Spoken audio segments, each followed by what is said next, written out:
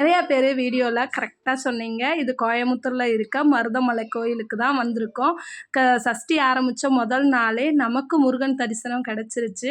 போகணும்னு வரல, வேறு வேலையாக தான் வந்தோம். ஆனால் முருகன் வந்து என்னை பார்த்துட்டு போன்னு சொன்ன மாதிரி அவரை பார்க்குறதுக்கு வந்து மேலே நின்று பார்த்தா கோயமுத்தூரே இந்த மருதமலையால் தான் அழகாச்சோ என்னமோன்னு டவுட்டே வந்துருச்சு. அவ்வளோ அழகாக இருந்தார் பார்க்கவே. இங்கேருந்து இப்போ தான் நான் ஃபஸ்ட் டைம் பார்த்தேன். அதனால் இங்கே நின்றுட்டு நாங்கள் 5 நிமிஷம் இந்த கோபுரத்தை மட்டுமே பார்த்துட்டு இருந்தோம். அவ்வளோ அழகு, கிளைமேட் எல்லாமே சூப்பராக இருந்துச்சு.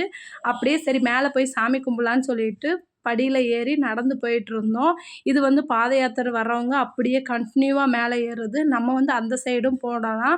ஆனால் நம்ம மண்டபத்தில் போயிட்டு உற்சவரை பார்த்துட்டு போகலான்னு சொல்லிட்டு இந்த வழியாக வந்திருக்கோம். பாருங்கள், சாமியை ஒரு இதுலேயும் ஒரு அலங்காரமாக சூப்பராக வச்சுருந்தாங்க. இன்றைக்கி கந்த சஷ்டி 1ன்றதுனால நெக்ஸ்ட் வீடியோவில் இதை பார்ட் 2 பார்ப்போம்.